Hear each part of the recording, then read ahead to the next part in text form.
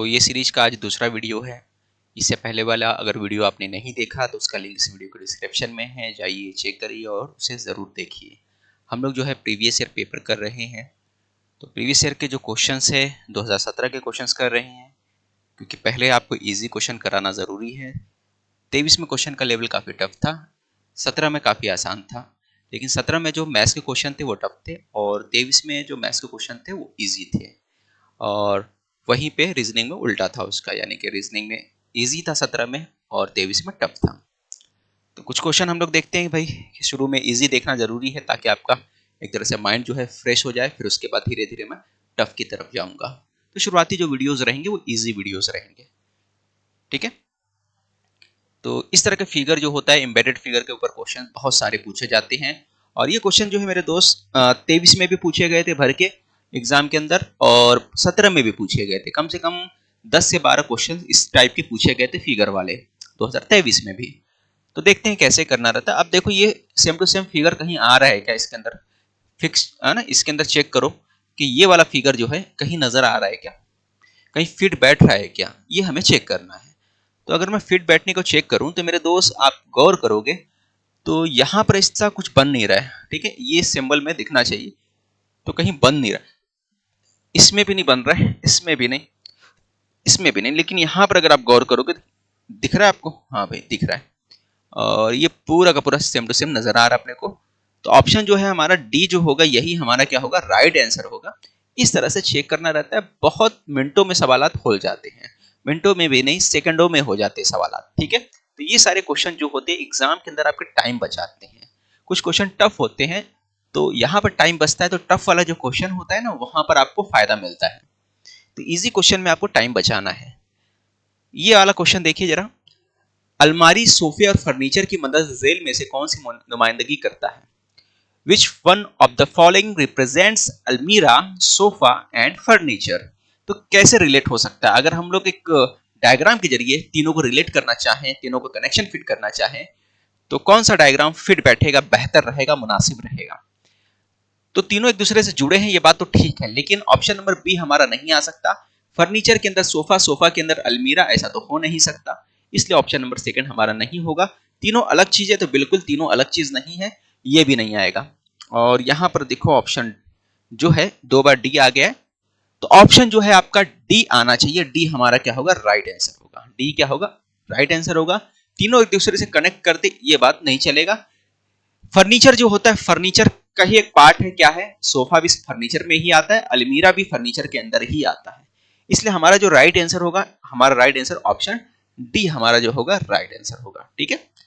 आगे बढ़ते हैं हम लोग, अलग क्वेश्चन करते हैं, लेकिन एक बात याद रखिए, अगर यहाँ पे अलमीरा, सोफा की जगह कोई और चेयर वगैरह दे देता, अगर चेयर दे देता तो फिर क्या होता कि तीनों ही चीज क्या है, डिफरेंट होते, ऑप्शन सी हमारा राइट आंसर हो जाता, ठीक है। लेकिन तीनों दोनों ही क्या है, इसके पार्ट है, किसके, फर्नीचर के पार्ट है, इसलिए दोनों अंदर आए। आगे बढ़ते हैं हम लोग अलग क्वेश्चन की तरफ। ये देखो ब्लड रिलेशन का जो क्वेश्चन है, और पिछली बार भी अगर हम लोग देखें तो 2017 में बहुत सारे क्वेश्चन ब्लड रिलेशन के थे। एक ही पेपर के अंदर आप देखोगे तो 2 से 3 क्वेश्चन पूछे गए थे, और 2023 में भी 3 से 4 क्वेश्चन जो है आपके ब्लड रिलेशन के पूछे गए थे। ब्लड रिलेशन का जो लेवल था थोड़ा टफ कर दिया गया था 2023 के अंदर। आप अगर प्रीवियस पेपर चाहते हो तो आपको मिल जाएगा हमारे टेलीग्राम चैनल पे, उसका लिंक इस वीडियो के डिस्क्रिप्शन में है, जाके चेक करिए, वहां से मिल जाएगा आपको। ये देखो मेरे भाई क्या दिया है, पॉइंटिंग टू अ बॉय, एक बॉय की तरफ जो फोटोग्राफ के अंदर है। तो फोटोग्राफ के एक सामने फोटोग्राफ लगा है, उसके तरफ इशारा करते हुए एक शख्स कहता है, एक पर्सन कहता है, क्या बोलता है, पर्सन का नाम क्या है, अखिल है।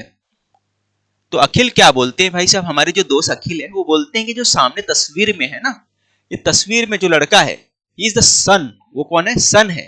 किसका सन है, only son of my mother, मेरी माँ का इकलौते लड़के का लड़का है।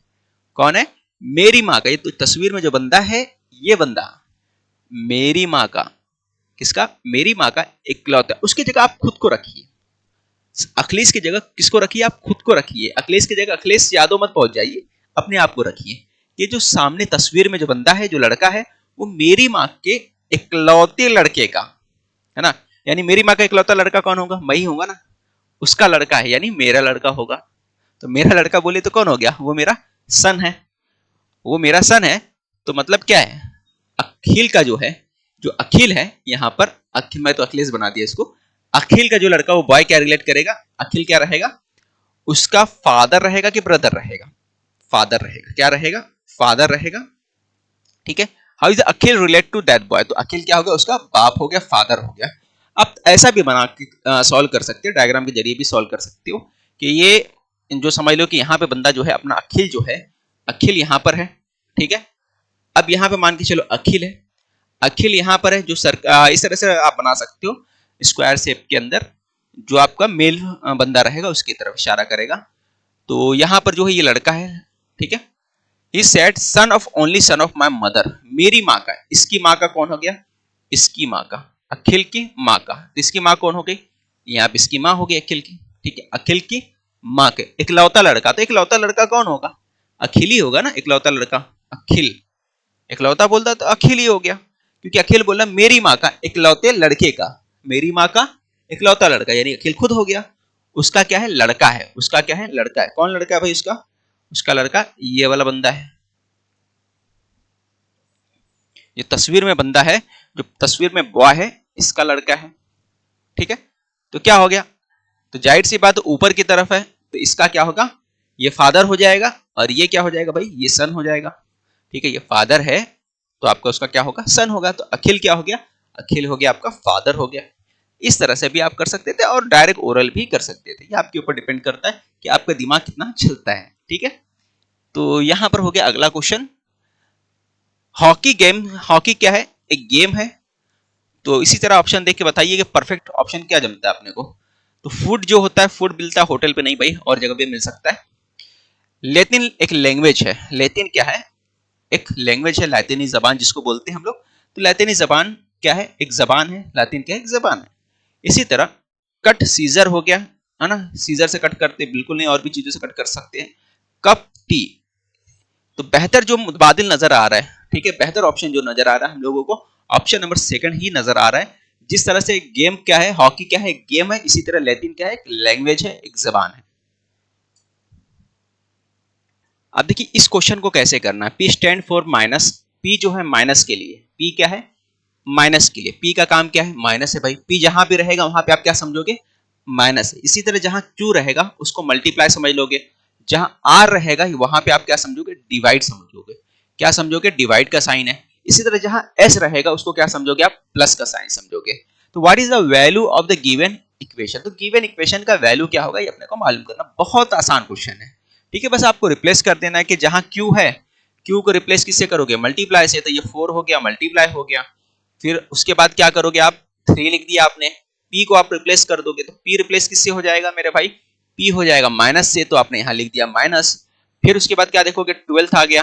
फिर एस जो है मेरे भाई क्या है, एस जो है, एस का मतलब क्या है, प्लस है, तो एस की जगह आप लिख दोगे प्लस, फिर लिखोगे 4, फिर आर की जगह आपको क्या लिखना है, आर जो है आपके पास कहां है भाई, आर है डिवाइड, तो यहां लिख दोगे आप डिवाइड, ठीक है। फिर उसके बाद 2 आ जाएगा, ठीक है ना। तो बहुत आसान था, आपने इस तरह से कर लिया। आर की जगह आपका ये आ गया, फिर एस की जगह आपका प्लस आ गया, फिर उसके बाद पी की जगह आपने माइनस ले लिया, क्यू की जगह आपने मल्टीप्लाई ले लिया, ठीक है। तो इस तरह से आपको करना था, सिंबल चेंज करना था। अब इसके बाद प्लस माइनस का नॉर्मल क्वेश्चन हो गया, है ना, बेसिक क्वेश्चन हो गया। लेकिन यहाँ पे बोडमास रूल आपको अप्लाई करना है। बोडमास में क्या होता है, पहले ब्रैकेट रहता है, फिर ओपन करने के बाद आपको क्या करना रहता है, डिवाइड करने रहता है। तो यहाँ तो ब्रैकेट तो है नहीं, लेकिन सबसे पहले डिवाइड, तो डिवाइड कर दो, 2 दूना 4 हो गया, तो यहाँ पे 2 बच गया, फिर ये दोनों हो गया, 4 3 12 हो गया, 12 से 12 माइनस कर दोगे, और यहाँ पे क्या बचा, 2 बचा, 12 से 12 माइनस हो गया तो बचा 0, है ना, यहाँ पे हो गया 0, 0 प्लस 2 आपका कितना हो जाएगा, 2 हो जाएगा आपका मेरे दोस्त, क्या हो जाएगा, 0 प्लस 2 2 हो जाएगा। तो सिंपल सी बात है भाई, आपका आंसर क्या आएगा, ऑप्शन नंबर बी आपका आंसर आ जाएगा। तो इस तरह से अपने को क्वेश्चन करना था। आगे बढ़ते हैं अगले क्वेश्चन की तरफ। ये आपके सामने क्वेश्चन है डाइस वाला, कल ही मैंने बताया था इसके ऊपर, फिर से हम लोग देखते हैं क्या बोला है कि अपोजिट किसके बोला है, अपोजिट ढूंढना हम लोगों को। 2 के अपोजिट क्या आएगा, 2 के अपोजिट क्या आएगा, हमें 2 के अपोजिट निकालना है। तो 2 कहां है मेरे दोस्त, यहां पर अगर आप देखोगे तो 2 यहां पर छुपा हुआ है, 2 यहां पर है, ठीक है भाई। इन दोनों को ले लो आप, इन दोनों को ले लो।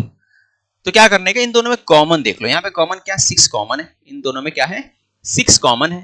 तो 6 कॉमन होने का मतलब हम लोग लिख देते हैं ऐसा 6, और हमेशा आप क्या करोगे, क्लॉकवाइज डायरेक्शन में जाओगे। तो यहां से स्टार्ट करूंगा तो सबसे पहले 6 है, 6 के बाद 3 फिर 2 लिखना है, 6 3 2 लिखना है।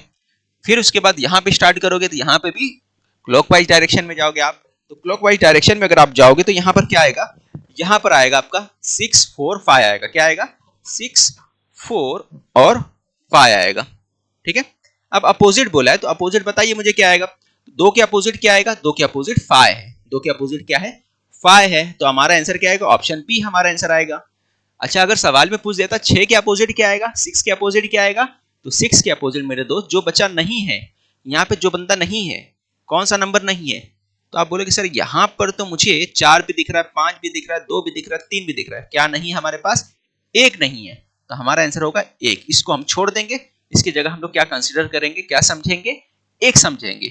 तो 6 के सामने क्या रहेगा, 1 रहेगा। 6 के अपोजिट 1 रहेगा, 1 के अपोजिट 6, 3 के अपोजिट 4, 2 के अपोजिट 5, 5 के अपोजिट 2। आगे बढ़ते हैं अगले क्वेश्चन की तरफ। ये आपका अगला क्वेश्चन है, क्या दिया, in the given arrangement which is the 5th letter, या डिजिट्स या फिर सिंबल हो सकते हैं, to the left of the 11th letter digit symbol from left end. Left end से 11वें नंबर पे जाना है।